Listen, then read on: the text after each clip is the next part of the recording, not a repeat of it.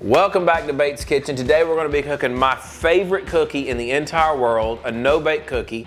And incidentally, this is also the first thing that I ever remember cooking as a kid. And to commemorate that, I'm actually bringing one of my favorite kid cooks into the kitchen. Come on, Bradley. He's actually about the same age I was when I first made these, and I still remember what that was like in Rolling Road and the little house we grew up in, and I'm hoping to build those same memories with him. But let's make some no-bake cookies.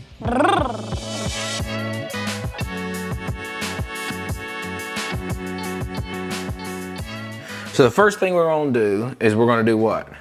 Turn on our heat. Well, for this thing to heat for me. Okay, now we're gonna turn it kind of low. Melt the butter. As our pan warms, we're gonna add in our butter.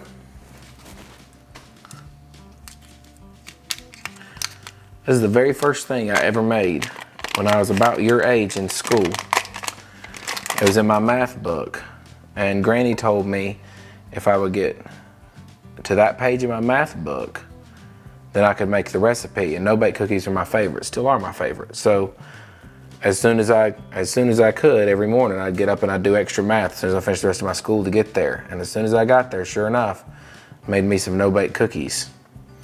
Okay, let's just let that sit in there and melt. We're gonna add in a half a cup of milk.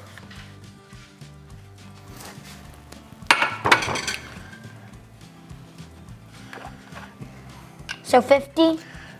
A half a cup will be right here. Look for the one-half side. There you go. That's all.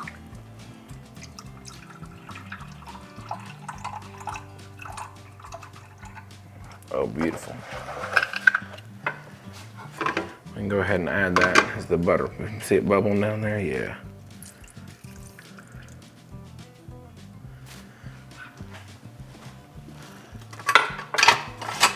I'll just kind of stir that around a little bit.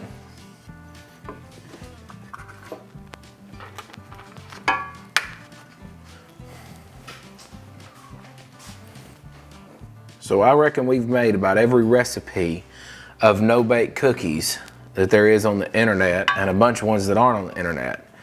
Some of the best tips I've ever got is adding cream of tartar to your sugar and cocoa mix, which is an ingredient that's often used in fudge to get you that fudgy, because I like a fudgy, chewy no-bake cookie. That's my favorite. So I think Divas Can Cook was the first place I read about adding cream of tartar. So I added a 1/4 teaspoon of that. And then I add the 2 cups of sugar. Just about every recipe there is calls for 2 cups of sugar. I know that's a lot of sugar, but hey, we're not gonna eat all these cookies at one time. And then I get a 1/4 cup of cocoa powder, and I add about another tablespoon of cocoa powder because I like it really chocolatey. I like strong chocolate. I like thick fudgy, thin fudgy cookies. I like to refrigerate them when they're done.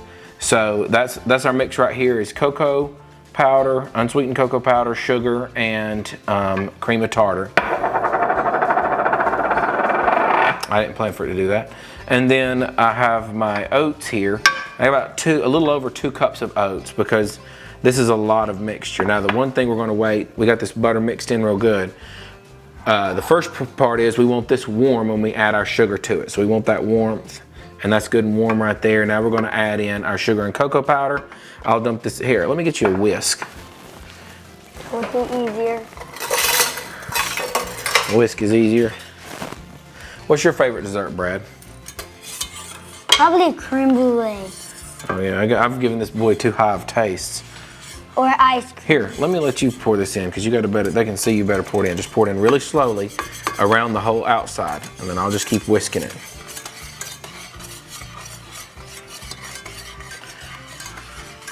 Where do no-bake cookies fall on your list of favorite cookies? What's your top 3 cookies? No bakes, sugar, and peanut butter. More than chocolate chip? Yeah, way more. Way more. See, peanut butter cookies were my second favorite as a kid. I loved peanut butter, but now I like chocolate chip more. My number 1 favorite always has been no-bake cookies. Ever since I was a very little kid, Granny can tell you. I forgot what that looks like. I've seen that look before. I think it's cake. It looks like cake mixture, yes. It looks like cake mixture, and when I make brigadeiros, it looks the same as that. Now that's looking like some good stuff right there. So, a very important part here that you don't want to miss. This needs to be mixed up until all the sugar has melted. If the sugar doesn't melt in this mixture before we go to the next steps, the next thing that happens is our cookies end up grainy. Nobody likes a grainy no-bake cookie as much. It's still good, it's just not as good.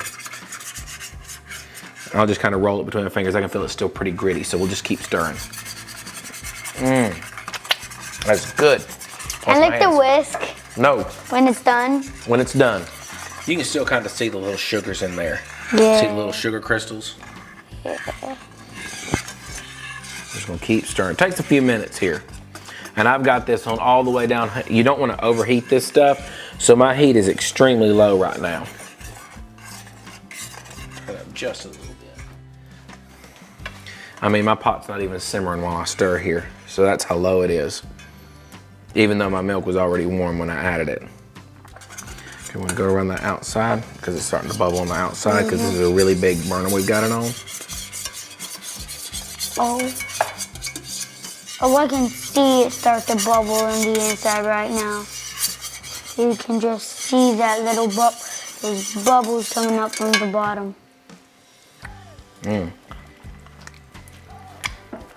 Keep it stirring. We're almost there. Oh, yeah.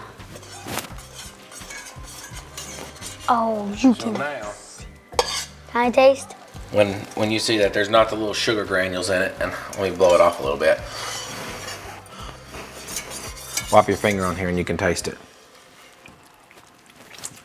It's just so rich and chocolatey because that extra chocolate in there.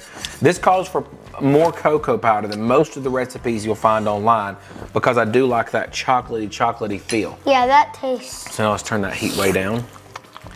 And this is pretty much most of the cooking part. You can see bubbles on bubbles. You can see that rich. Okay, so I'm gonna turn my heat off. Now I'm gonna add in my peanut butter.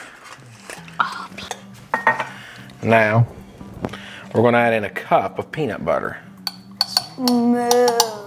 Smooth and creamy. It's hard to tell in this thing, and then it's gonna be even harder to get out. So I'm just gonna get kind of rough there.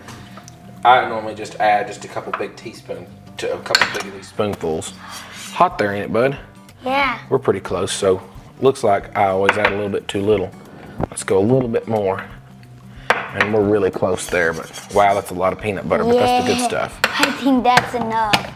So I've got my heat all the way turned off. You really don't need this to be simmering or boiling when you add this. This stuff is still pretty hot. If you touched it, you'd know. And then I'll get out as much peanut butter as I can. Oh! Stir it with this spoon. That's really not gonna stir it too well. You can actually put that in the sink for me. Oh, it's like... Set this over here in this bowl. When you dumped it in, it looked like a little raft. You can just watch these little swirls of peanut butter.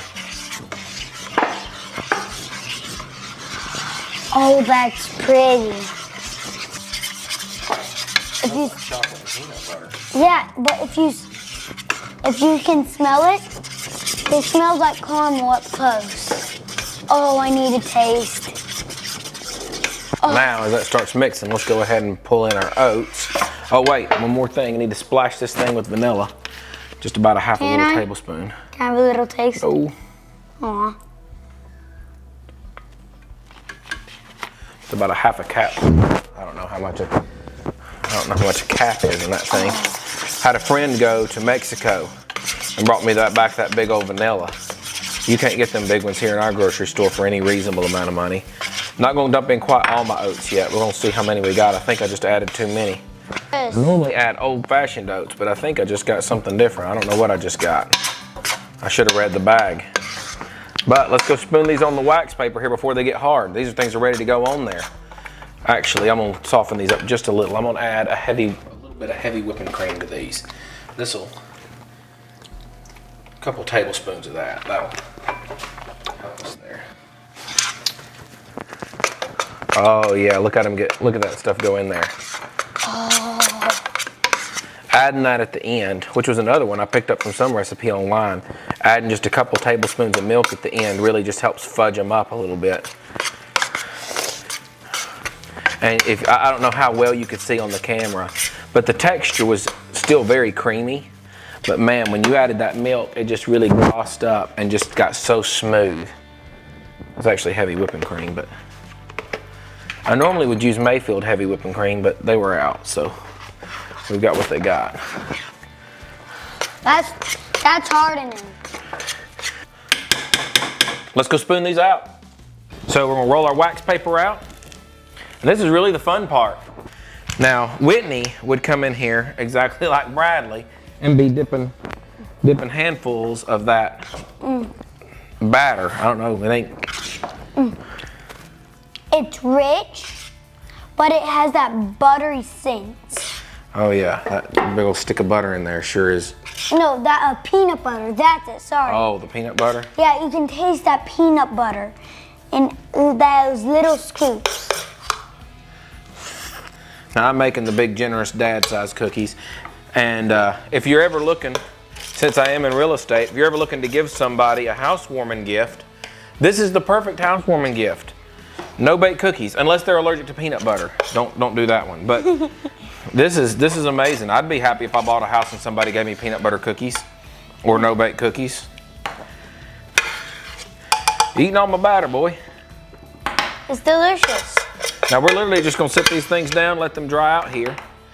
And then I'm gonna stick them in the refrigerator. Can I have the spoon? You can have the spoon. It's a little warm though. And I'm just gonna show you this. That's my Heritage Steel stainless steel pan. It's pretty clean. Wipe this thing out in the sink in just a couple seconds. Show it to you again. It has that peanut butter taste at every bite. It's so delicious.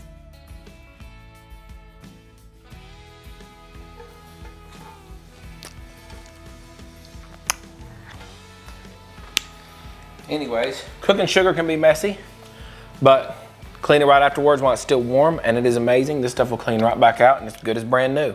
So these guys have hardened, and if I was gonna take them to somebody or keep them at my house, I would take these, put them in Ziploc bags with the wax paper in between, stick them in the refrigerator or freezer, and eat them cold. I love them cold.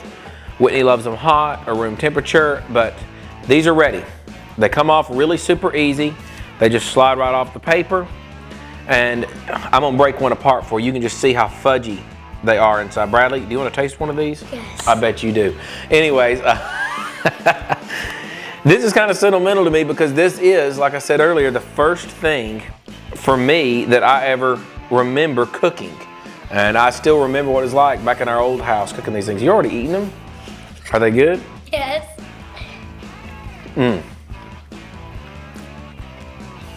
Too much talking, not enough eating. One thing I do want to point out, there's two ways you can do this. If you're using the quick rolled oats, we use the quick 1 minute oats with these. Those are the really tiny, small oat pieces. You want to use a little less oats than 2 cups. If you're using the old fashioned rolled oats, which is kind of the way I grew up eating them and probably my favorite way, but I didn't have any here in the kitchen today. The old fashioned rolled oats are bigger. You want to use a little more than 2 cups of oats. So just keep that in mind. Which type of oats you're using will affect. If you still want that super gooey, fudgy, I mean, look at this.